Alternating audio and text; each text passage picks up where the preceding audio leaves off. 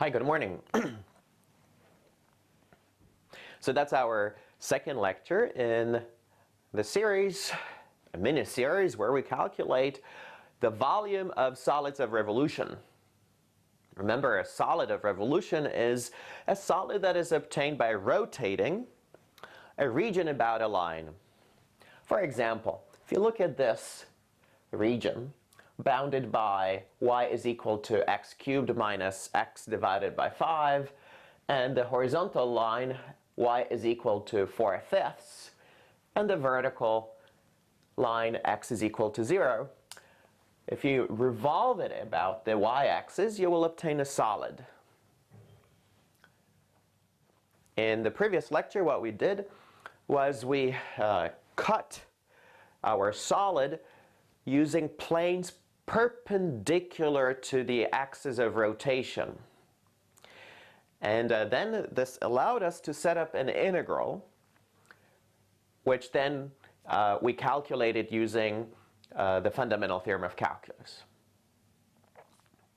I'd like to give you a minute to review the previous lecture and try to set up the integral that corresponds to the volume of the solid obtained by rotating this region here about the y-axis. So always when you rotate about y-axis, the integral will be the integration with respect to dy, because your scanning will go along the y-axis. Don't spend too much time. Let's see if we can just set up the integral. So that problem is actually not that easy, right? What was the main difficulty here in trying to set up the integral for the volume of the solid obtained by rotating this region about the y-axis? Remember that if you integrate with respect to y, you have to express the curves, the equations of the curves, as functions of y. So the difficulty that you encountered here was, how do we solve this equation for x? If instead x cubed I had x squared, then I could solve this equation in terms of x by simply using a quadratic formula. However, in this case, I have a cubic equation. And in general, it's very hard to solve cubic equations. It is possible, but the formulas are quite complicated. And I encourage you to use Wolfram alpha to see if you can find a solution to this equation, because you need that in order to set up the integral using cross-section.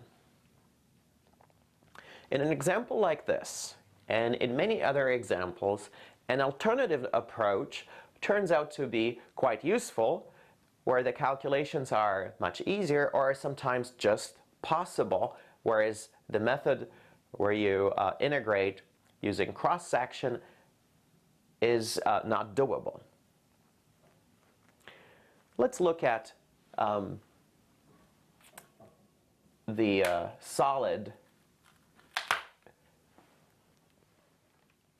as this region is rotating about the y-axis.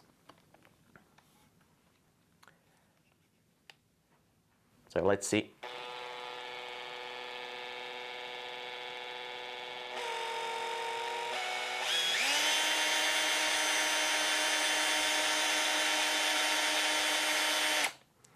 Let me try to speed up a little bit. And notice here I sketched a little fragment of this region. So my question will be, what happens as I rotate to this small rectangular portion of this region? What kind of solid does it give rise to?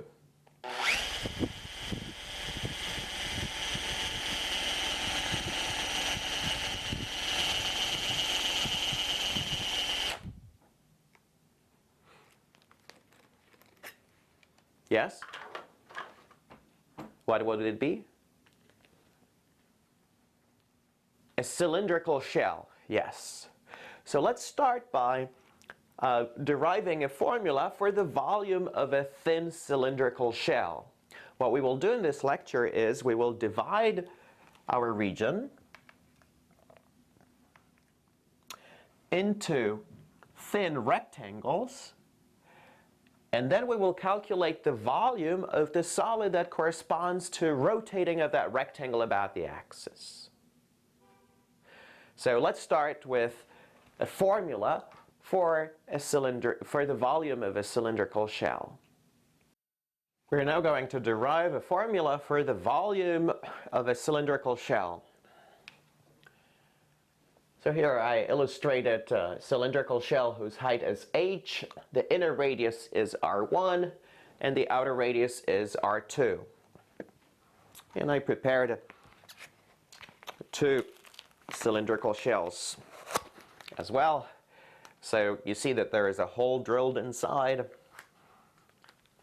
A cylindrical shell has height h, the little inner radius, and the outer radius. And here is another one. The idea later will be to divide our solid into a bunch of these cylindrical shells that are like one inside the other. And we will add the volumes of each cylindrical shell to obtain the volume of entire solid. So that will be the main idea later. But let's go back to the formula for the volume of one cylindrical shell. So how would we calculate this volume?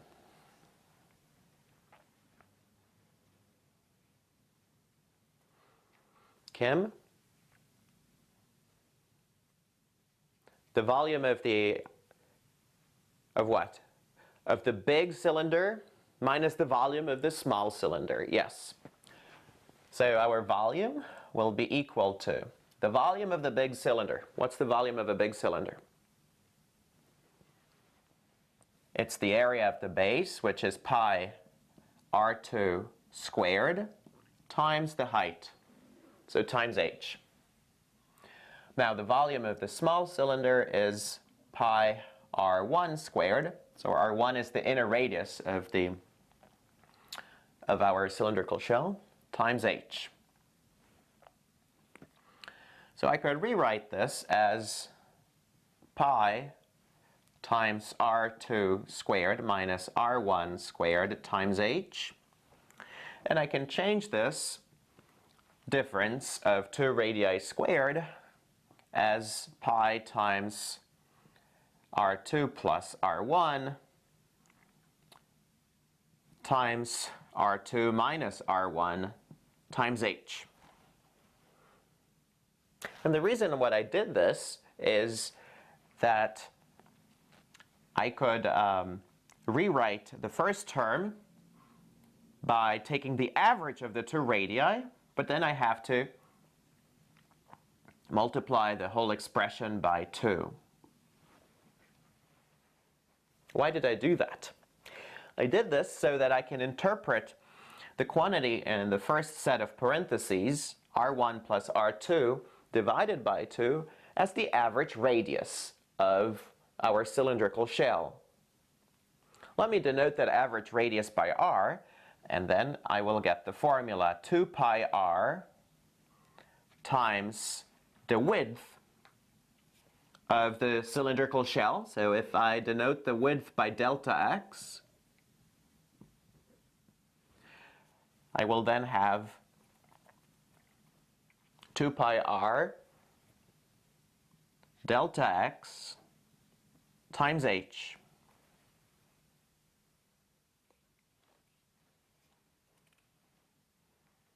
Do you have any questions? Or I could put the delta x as the last term, so I get 2 pi r h times delta x. So this is our formula for the volume of a cylindrical shell whose width is delta x, the height is h, and the average radius is r.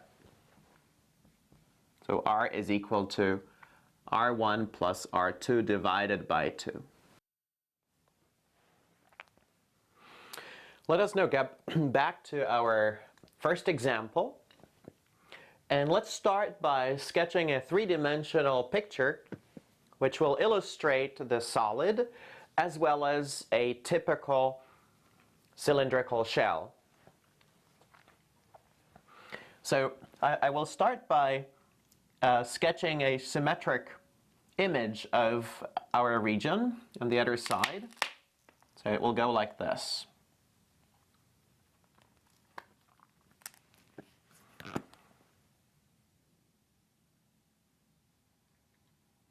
So more or less here. Then I will sketch another thin rectangle that will correspond to the height of a typical cylindrical shell. So it will be more or less here, right? And now I will connect these 2 points, and I will illustrate that this region is being rotated.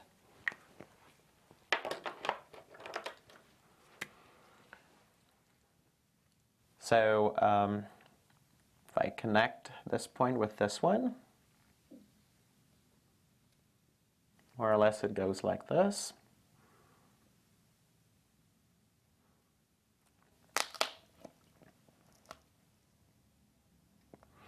And this one goes like that.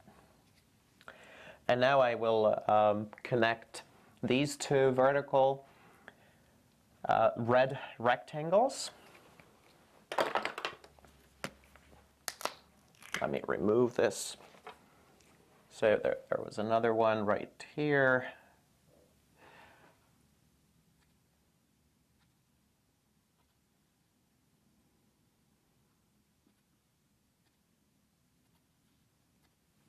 Okay, so we see our solid here, and extracted from it there is a cylindrical shell.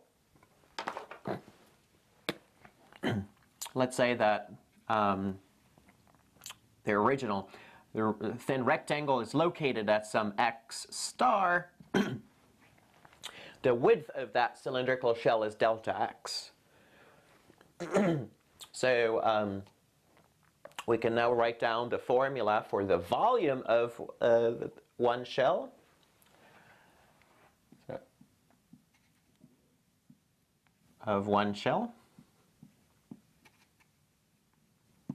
And we will apply our volume formula.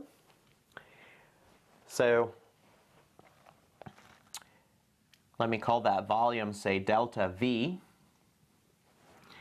So it will be 2 pi times the average radius of our shell. So the average radius will be x star times the height.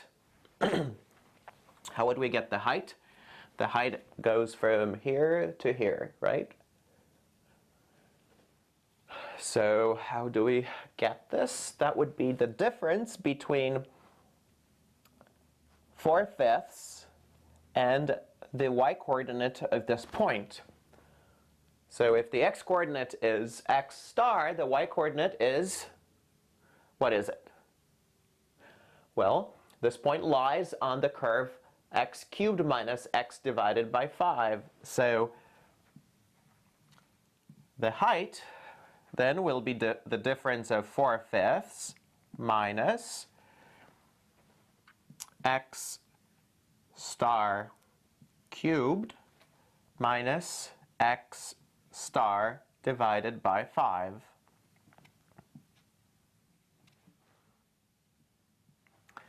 So this is our height. And what else is missing here in the formula for the volume of a cylindrical shell? Delta x, the width of this shell, right? Okay, so that's our formula.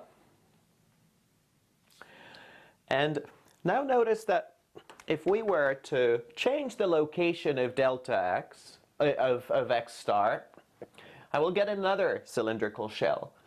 And by changing x star from 0 to 1, I will cover all cylindrical shells that together comprise the solid that we're interested in. So, in other words, to get the volume of our solid, I need to add up the volumes of each cylindrical shell. Let's say that I will divide the interval 0, 1 into many small intervals, and I will denote the midpoint of each small interval by x star n. So this volume will be then delta Vn. So then the approximation of the volume of our solid, that's actually approximation, will be the summation from n is equal to 1 to some capital N, which is n stands for the number of shells, delta Vn. It's plausible that if n goes to infinity, and then delta x becomes goes to 0, then by adding up thinner and thinner cylindrical shells, we will get a better and better approximation of the solid that we're interested in. Very much like the Riemann sum from Calculus 1. So while I'm not proving this formally, I can state that if lowercase n goes to infinity, then the volume will be the Riemann sum, or the summation will converge to an integral. What kind of integral? Well, x n star is the midpoint of intervals from 0 to 1. So our integral will go from 0 to 1. And instead of this summation, I need to write down the formula for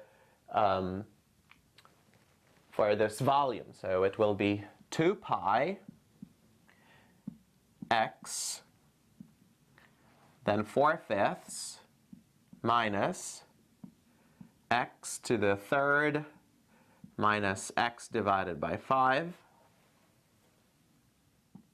And instead of delta x now, I will write dx. So this is what we suspect that that's a correct formula. And in fact, it is. I will summarize this example in a couple of minutes. And I will state the general formula as a theorem. But for now, notice that actually this integral is doable. It's doable because the integrand is just a polynomial, so we can integrate a polynomial and we can get a final answer. So in this case, when we apply the shell method, we are able to calculate the volume of the solid. If we try to do the integral by cross sections, we ran into a difficulty. The difficulty was that we would need to express this curve as a function of y, and we couldn't solve this cubic equation. When you solve this integral, it's not difficult, so I will just let you do this by yourselves. You get 4 pi divided by 15. So that's the volume of our solid. Remember, when you try to solve this integral step by step, you cannot split that integral into the product of two integrals. There's no formula like that. You need to first get rid of these parentheses and write the integrand as a quartic polynomial. The highest power will be x to the fourth here. And then you apply the fundamental theorem of calculus. I think one of the hardest things here is to really set up the integral and sketch a typical cylindrical shell. Let us now generalize our example and write down a general formula for the volume of the solid obtained by rotating a certain region, and I will use cylindrical shells here.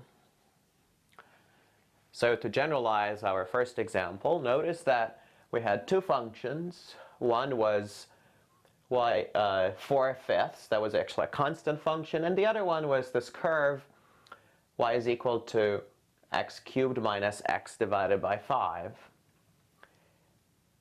And also our region was bounded between two vertical lines. In this case it was x is equal to 0 and x is equal to 1.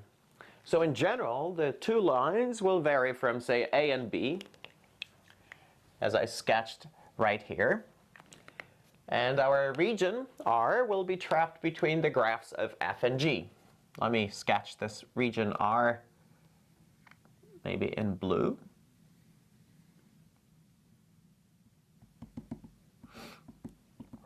So that's our region here.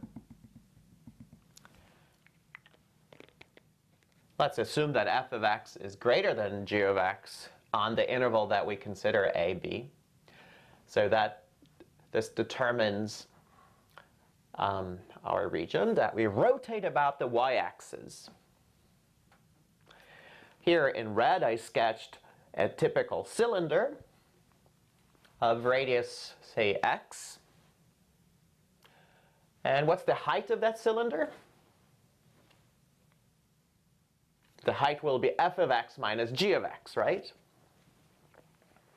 So notice here in our initial example that our integral was actually 2 pi x times this. And this was the difference of 4/5 minus x to the third minus x divided by 5. In other words, that was the height of a typical cylinder.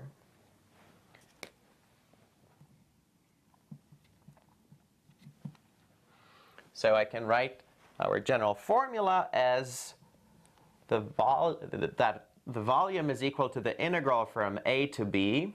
So x varies from a to b of 2 pi x times h of x.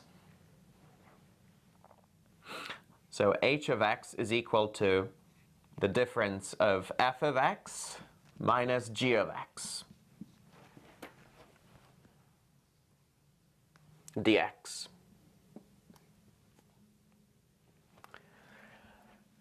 So that's our formula, and let's see if we can interpret this formula or find a good way to memorize it.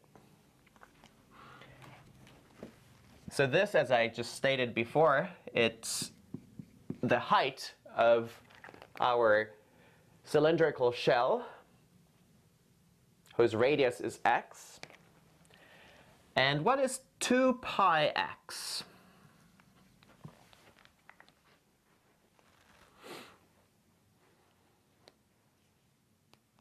What's 2 pi x?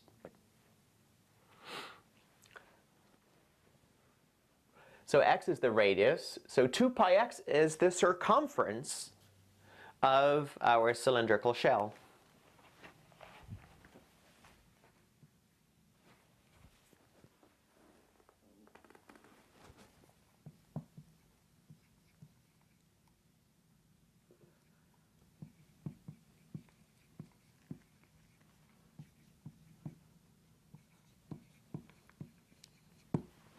So that's an easy way to remember this formula. It's the integral from a to b of the circumference of the shell times the height of the shell.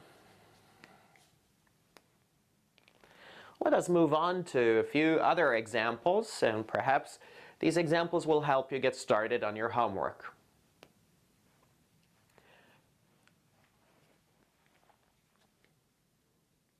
Do you have any questions?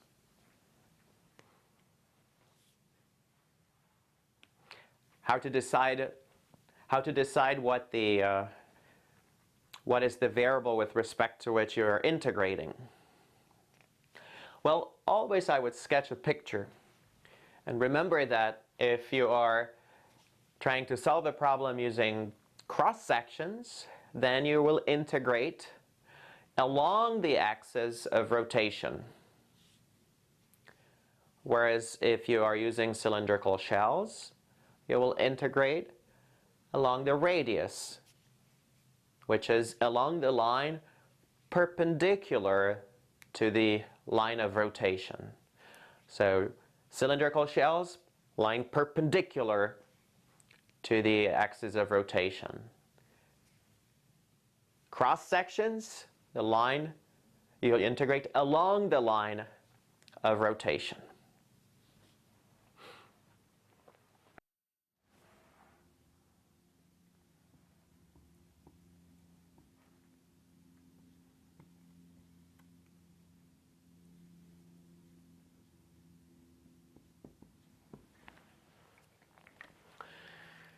Let us now consider this example.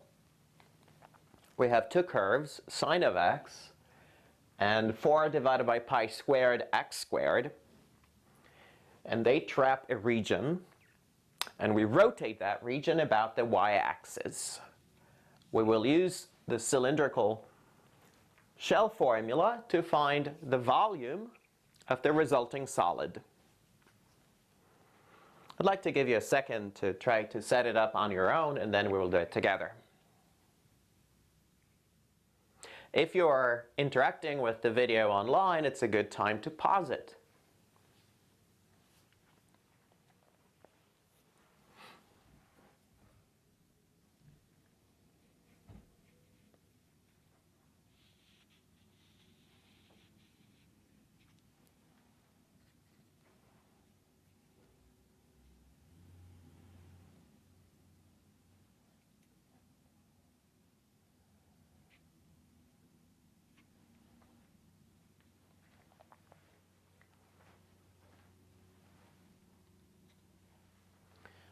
We always should start any problem with a good picture of what's going on.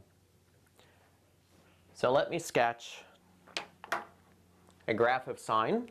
Remember, sine at 0 is 1, and at pi divided by 2, sine at 0 is 0, and at pi divided by 2, sine is 1.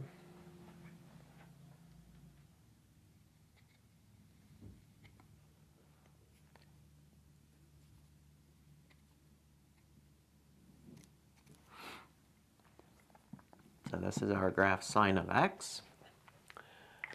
And then the other one is a parabola, right? 4 divided by pi squared. What's this? Pi is 3.1, so pi squared is about 10. So 4/10 2/5 x squared. Notice that at 0, y is 0 as well. So our parabola will pass through the origin. And if I let x equal 1, I get 4 over pi squared. So somewhere here, the parabola will be at 4 over pi squared. But if I let x equal to pi divided by 2, what is then this expression? Pi divided by 2 squared, so it's pi squared divided by 4, multiplied by 4 divided by pi squared, so it's 1.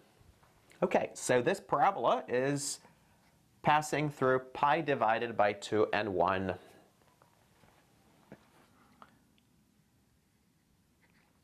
So it will more or less look like this.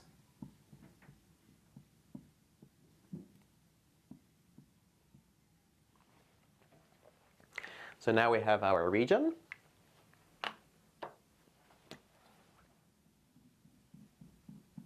And we rotate this region about the y-axis.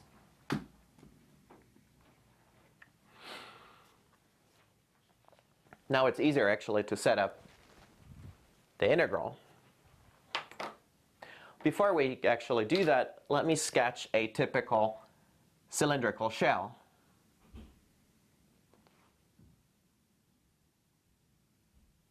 So that would be the height of a typical cylindrical shell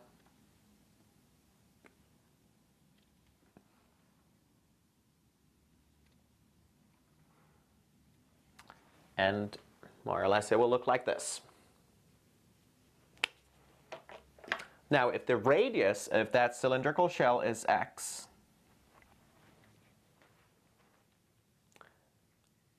then the height of the cylindrical shell will be the difference of these two functions, right? Sine of x is actually greater than 4 divided by pi squared x squared between 0 and pi divided by 2. So the height of x, h of x, will be equal to sine of x, right? Sine of x minus 4 divided by pi squared x squared. Then our cylindrical shell formula will give us the following. The volume is equal to, what are the limits of integration? Well, one intersection is at 0, at x is equal to 0. The other one is at x is equal to pi divided by 2. So the integral goes from x is equal to 0 to x is equal to pi divided by 2. And this formula states, write down the circumference of a typical cylindrical shell. So it's 2 pi x times, write down the height of a typical cylindrical shell. So it's sine of x minus 4 divided by pi squared x squared dx. So this is h of x.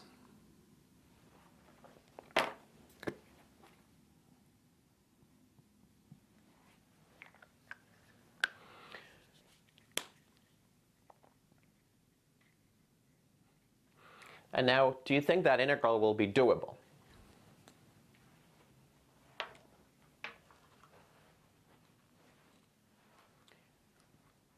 So if you expand this expression, you will get x times sine of x, and then 2 pi is a constant, so it can go outside. So you'll have to be able to integrate x times sine of x. And then x times x squared times a constant, so that would be x cubed. So you can easily integrate x cubed. You know the formula for integration of a monomial. But we don't know yet how to integrate x times sine of x.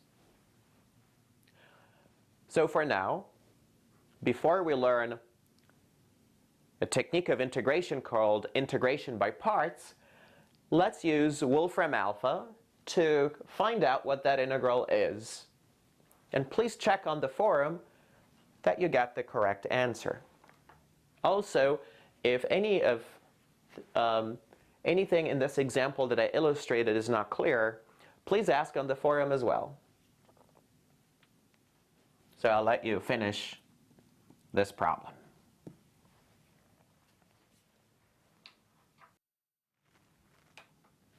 Our next example will be to rotate a region about a vertical axis, but that axis will not be the coordinate axis. So let's look at the rotation about the line x is equal to -3 of the following region.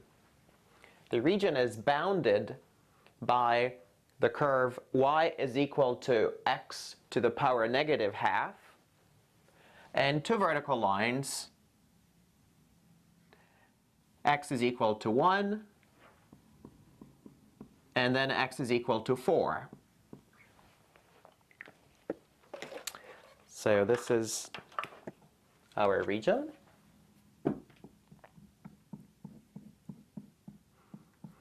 And now we rotate that region about the line x is equal to -3.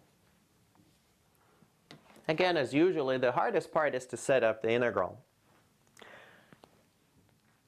I think computers are not that helpful when it comes to setting up the integral yet. once you set up the integral, you can always try to evaluate the integral by hand, and if you run into a difficulty, you could check the solution with Wolfram alpha, which you always should do.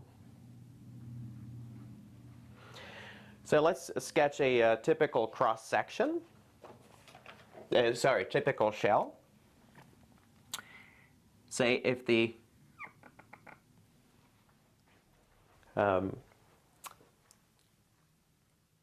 radius of this shell is 3 plus x,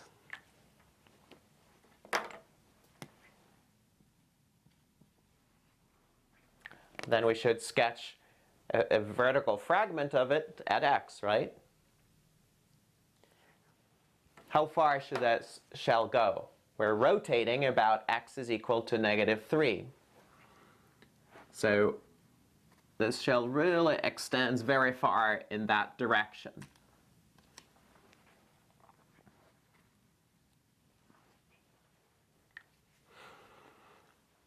The formula for the volume by cylindrical shells when we're rotating about a line that is not a vertical axis is practically the same.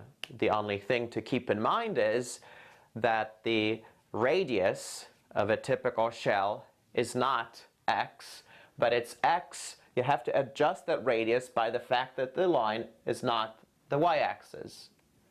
So in this case, the radius will be 3 plus x, because here we have 3 units. So what would be the integral? We are adding up our shells from 1 to 4.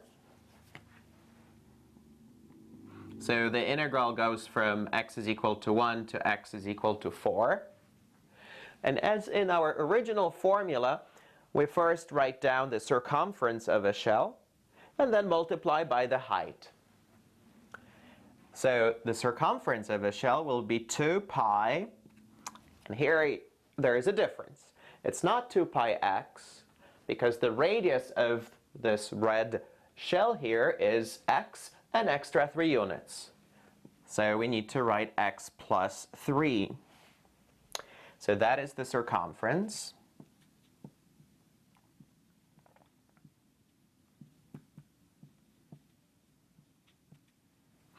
And then we multiply by the height at x. So the height at x, what would that be? What's this height? It's the y-coordinate of this point, right? So it's x to the power -12. So that's our height.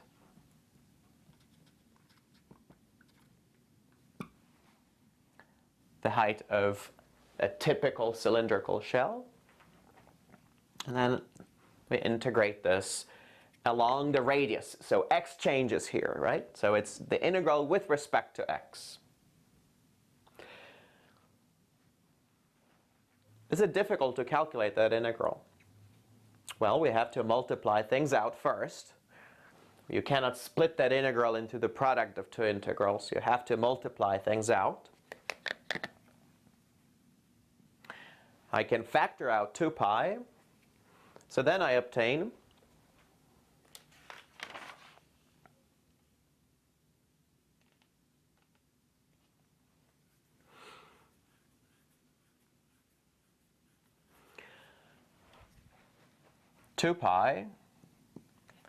the integral from x is equal to 1 to x is equal to 4 of x times x to the power -12, so it's x to the power 1/2, plus 3 times x to the power -12. All of this dx. So this is equal to, now we have summation here, so I can split that integral into two integrals. So I got 2 pi. What's the antiderivative of x to the power 1/2? Remember, the integral of x to the power n dx is equal to 1 over n plus 1 x to the power n plus 1 plus c. So here I can pick c to be equal to 0. So then I get 1 over 1 plus 1 half. 1 plus 1 half is 3 halves. So I get 2/3 x to the power 3 halves. And the other one, 3 is a constant, so I just rewrite that constant. The integral of x to the power negative half. So here, n, to integrate this, n is equal to negative half. So 1 over n plus 1 is 1 over negative 1/2 plus 1, which is what? 1 over 1/2. So this is 2.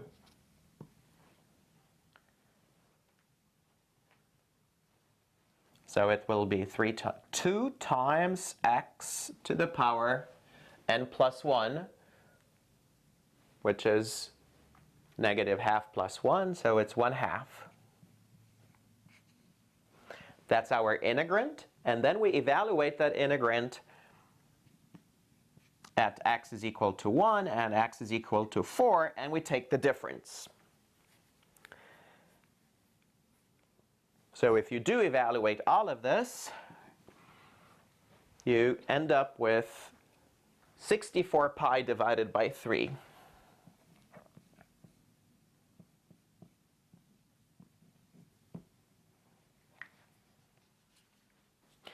So that would be our final answer.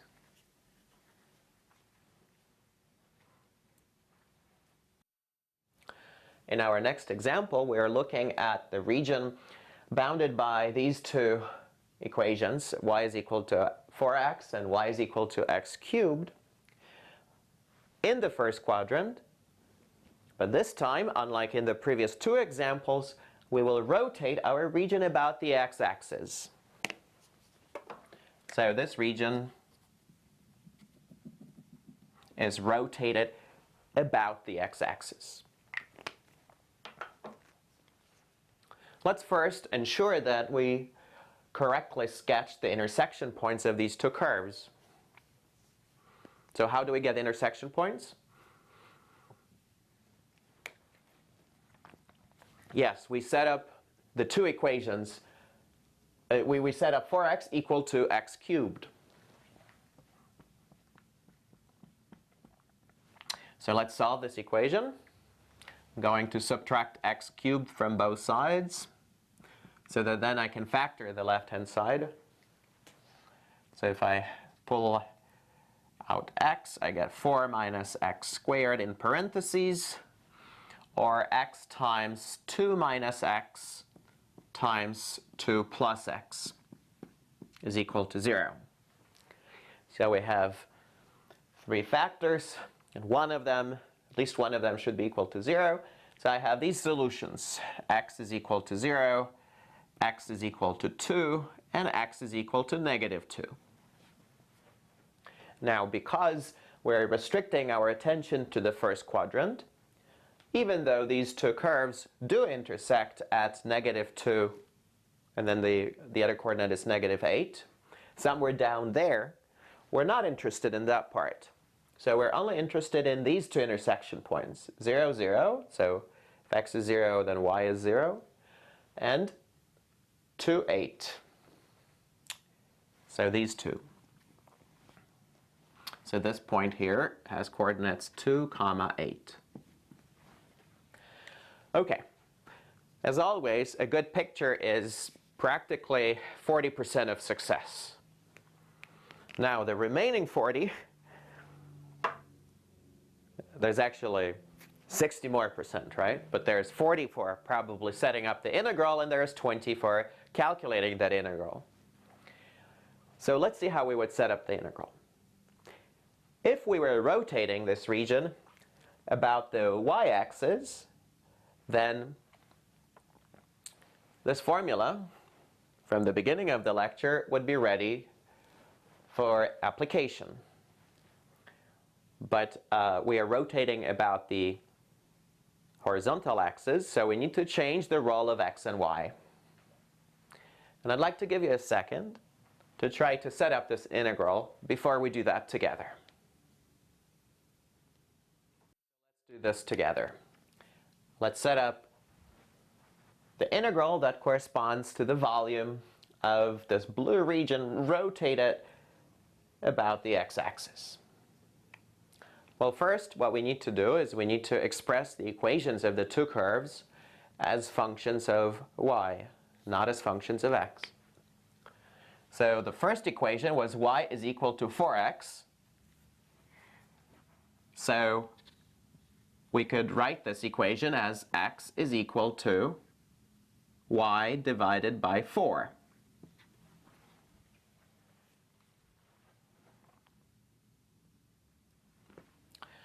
Now the other curve, y is equal to x cubed, we could write the equation of this curve as x is equal to y to the power 1/3.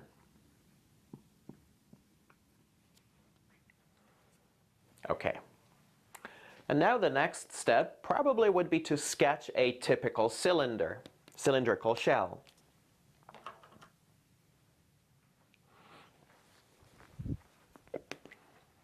So which way should I go, vertical or horizontal? Well, this thing is rotated along the about the x-axis, right? So the height of a cylinder will be horizontal. So the cylinder is located horizontally, right? So if we are rotating this, then more or less a cylinder will look like this. So what is the variable? What is changing here as we would like to take into consideration all these cylindrical shells? What's changing, x or y? What's the independent variable? We're integrating with respect to the radius, right? So the radius is actually goes vertically. So we will integrate from y is equal to 0. Y is equal to 0 corresponds to the degenerate case when the cylindrical shell is actually just a line segment. So from 0 all the way to y is equal to 8. And then we have to write down the function for the height of the cylinder. So let's look at a typical cylinder. Let's say that the radius of a cylindrical shell is y. Then what's the formula? The formula will be very much like this one, except that here the height of a typical cylindrical shell will be a function of y, and the circumference also will be a function of y, not x. So we get the volume is equal to the circumference of this cylindrical shell. If the radius is y, then we get 2 pi y. That's the circumference, times the height function. The height here is the difference of y to the power 1/3 minus y divided by 4. So this height function here is a function of the location of x, right? Of the location of y, I apologize. If y is 0, then h is 0. If y varies, then h is becoming bigger, and finally here it's 0 again. So to get h of y, I need to subtract the two functions, y to the power 1/3 minus y divided by 4. So this is h of y. So it's y to the power 1/3 minus y divided by 4. So what's this? Circumference times the height, but that's not all of it. The formula is more, right? Of course, we're missing the integral.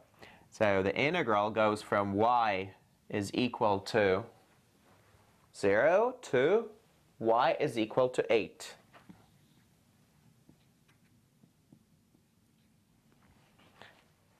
And everything, the integral is with respect to y.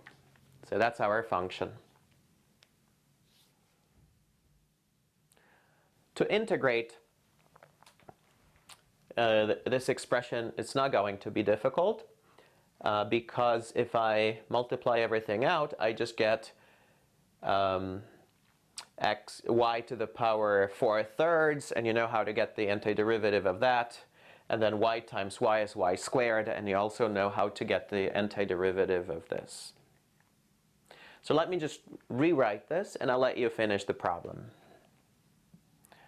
So we get the integral from y is equal to 0 to y is equal to 8 of, I have 2 pi. 2 pi is a constant, so actually I will pull it outside of the integration.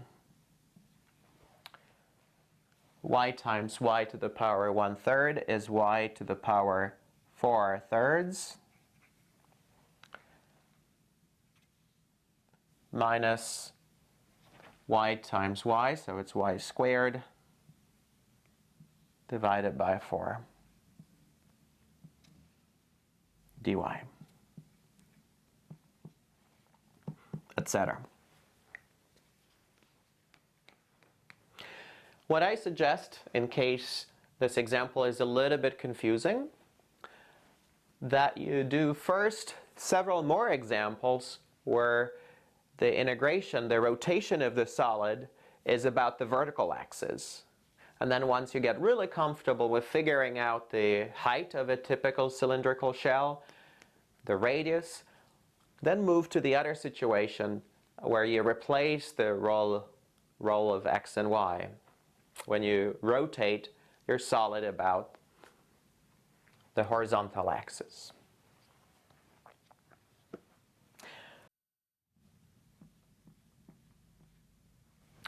Let's conclude our lecture with 2 puzzles. The first one is, I have this integral, and I'd like to describe a solid represented by that integral. So in other words, I need to convert this formula so it looks like the formula for the volume by cylindrical shells. Well, let's have a look. I have pi. I have 2 pi here. So if I write 2 pi x, I need to compensate for the fact that I added a factor of 2 here, right? So then what would be the remaining portion of the integrand?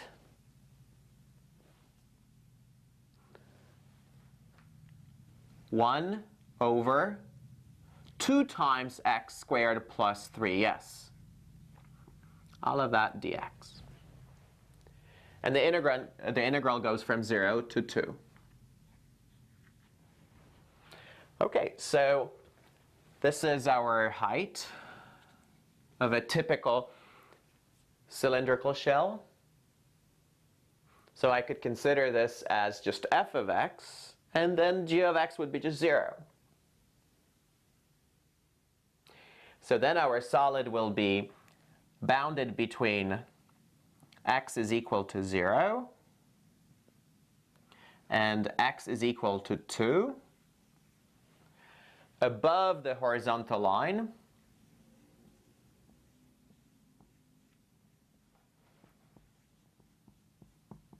and below the function f of x, which is equal to 1 over 2 times x squared plus 3. So in other words, below the curve, y is equal to 1 over 2x squared plus 6.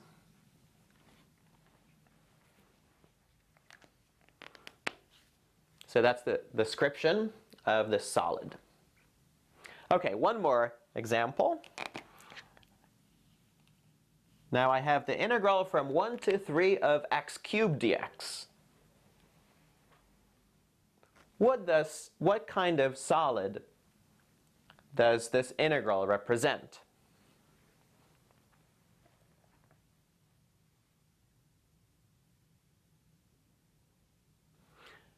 How would you approach this problem? Well, again, I have to rewrite the integrand so it looks more or less like this. So I don't have 2 pi here. So when I write actually 2 pi, I need to compensate this by dividing later by 2 pi.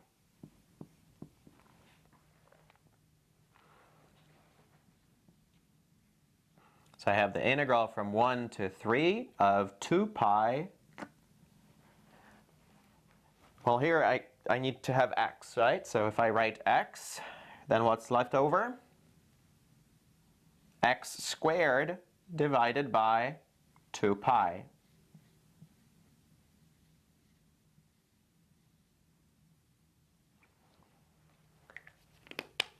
So then this integral represents the volume of a solid between x is equal to 1 and x is equal to 3 above the horizontal line, below the graph of x squared divided by 2 pi. So let me write this down. So it's the region that is being rotated is the region between x is equal to 0, sorry, x is equal to 1, x is equal to 3, y is equal to x squared divided by 2 pi, and above the horizontal line. So that would be the description of our solid.